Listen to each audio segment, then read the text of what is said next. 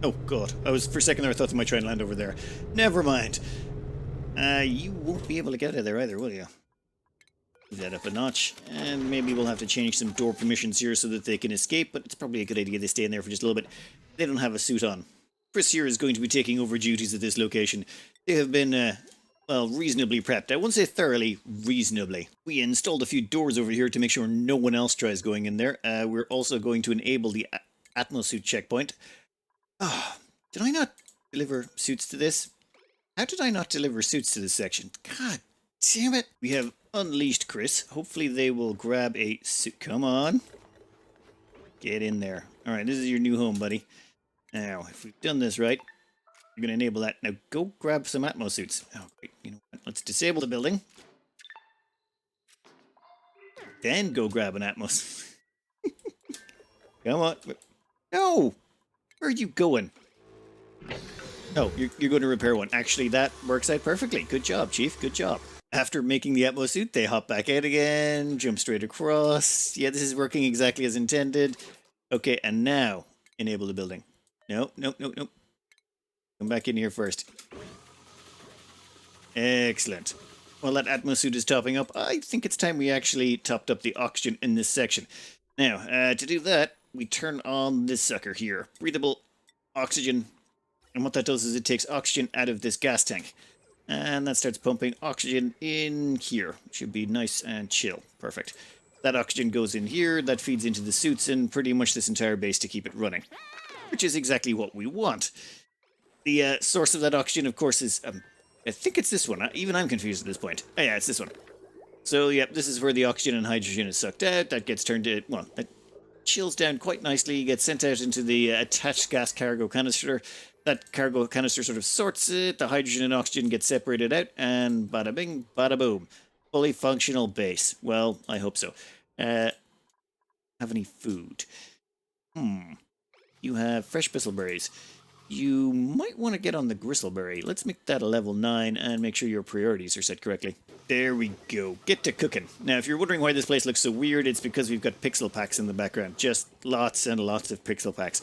Reason for that was to counteract the massive negative decor malice we were getting for putting in all of that heavy watt wire.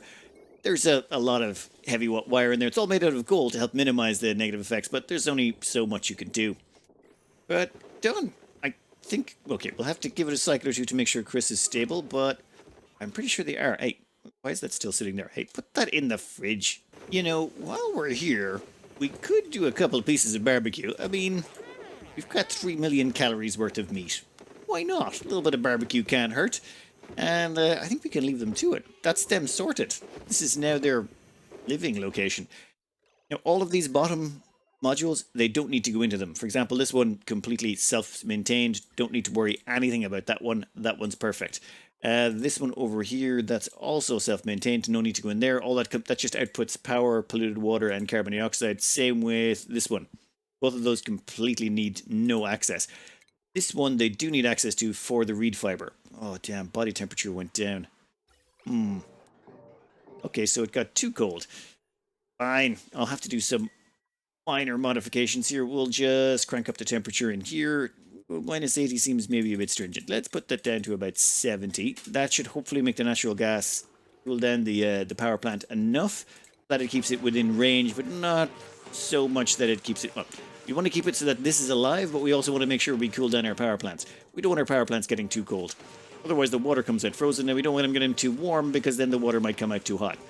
Either or. After a little bit of temperature manipulation over there, we had to go as low as, well, as high as minus 30. We finally got the reed fiber growing again. It just took a while. This might need a little bit more time to stabilize. I also did a little bit more installation. Nothing too crazy, but finally it's working. This entire little miniature mobile base is self-sustained now. This was actually a minimal amount of piping, wiring, all that stuff. This was pretty nice. In fact, this was sort of the epitome of what you want. You could build this at your home base where all your industrial base is, chuck it all together, mount it on rockets and fly it off. And then you'd make like an extra one if you wanted to do, say, 3 or 4 duplicates on a planet. You can just enlarge it out as you need.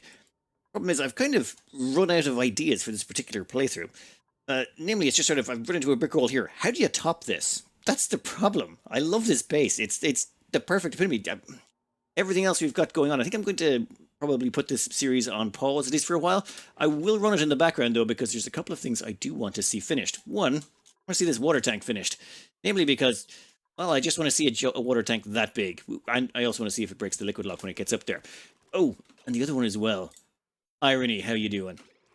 Yeah, still looking beautiful. Not quite as steamy as it was a while ago, but it's getting a up to 84 degrees. This place is absolute perfection. I love it. This entire pallet used to be made of ice, and then just from all of the molten metal we've harvested from here, the place is now almost boiling. You know, a little bit of polluted oxygen did off-gas there, but it all ended up in that corner, so who cares? And it almost broke through that liquid lock, so I sealed off that area. We shouldn't need to go back in there anyway. A coup is watching over. It'll be fine. But yeah, the problem is it just takes forever to get anything done at this point. It's just, if we want to build a base, we have to chuck one of these down. And one of these is not like, it's not a 5-minute job. It takes a while to put one of those together, get it finished, build it up, all that stuff. Even with our build crews are absolutely fantastic at this point. But yeah, it'd basically be more of these multiple laying outs, and I just don't see anything new we can add to the formula. It just seems to be, I think it seems to be done. I mean, it's not like it's not pretty perfect. That is actually a beautiful base. Oh, and how are we looking on the star map? Yeah, not nearly as much traffic. So, yeah, when you open this up, it seems to take a while to figure out where all the shells are supposed to be, so they all have to spread out. I do actually like the animation, though, them heading out there. And let's check on Texas. I'm kind of curious to see how much we've got. Okay, in terms of methane, that is like 3,077 tons of meth. That's a lot. That is just... Imagine what you could power with that. Dear Lord. Yeah, we did do a little bit way too much construction on this run. I think next step I'm going to do some sort of palette cleanser. This one has been burning my brain for a while, and it's been way too intense. I think I want to throw down with some Star Sector. It was actually... Where is it? Yes, it got about 50,000 views or so. Of all the series I put up, just random ones of little games, Star Sector got the most views. Probably because maybe I put too much time into it, who knows. But I'd love to give it another go again. I really want to get into the planet side of that, as in making a colony and then just making ginormous fleets. That you can build your own fleets in that. There's a whole... You know what? That's for the next episode. For now, let's just say goodbye to this beautiful, beautiful planet. I'm going to let this run, though, in the background for a bit so we can, you know, boil irony and fill up the water tank. But I think that's a wrap for this. The only thing I kind of missed that we didn't get to do, where was it? It was, yeah, the fire planet. Never got to tame the niobium volcano. I still haven't bothered doing one of those. I really have to get around to that at some point. I just never really saw the urgent need. We just have so much resource. Well, there was never an urgent need for half the stuff we did. But if we go back to our home planet here, we are just swimming in resources. We got 169 tons of steel left, and we've been using that almost exclusively to build everything. Also, I queued up some more steel. Oh, actually, I didn't queue up steel in that one. I actually queued up some more, but as it stopped for a while, we just had too much. In fact, we could go on an awful lot longer. As well as that, when it comes to thermium, yeah, we got 90 tons of tungsten. That we could easily turn into another 100 tons of thermium, which we don't actually need. We have 84 tons of thermium. I think we did pretty good on the resource front. And this home base of ours, which, yeah, this turned out amazingly well. I keep forgetting, this started as an achievement run, and then we sort of had to patchwork it all together to make it work, but I think this base served us quite well. Oh, and there's this, oh my god, there's hydrogen in here, and we've been using that to refill our tanks. Now, I don't know what's going on there. That looks very faint, but there's actually 2,827 kilos per tile in there. That is just a ridiculous amount of hydrogen. This whole Saturn critter trap with one beta hive, wow, just all the hydrogen you could ever possibly want. A long, long time ago, I ran an automation wire all the way from down there up to our liquid storage tank. So if we ever go below 95 or 95% fullness in this liquid reservoir, it pumps a whole bunch of hydrogen in there. Sorry again about the delay getting out these last few episodes, but it's a little bit hard at this late stage in the game. It's also one of the reasons I want to try to either cut this back or slow it down entirely. Namely because it just takes up so much of my time. I barely have any time for comments anymore. Anyway, sorry about the meander there at the end. I'm going to cut this out here. I hope you enjoyed, and good luck.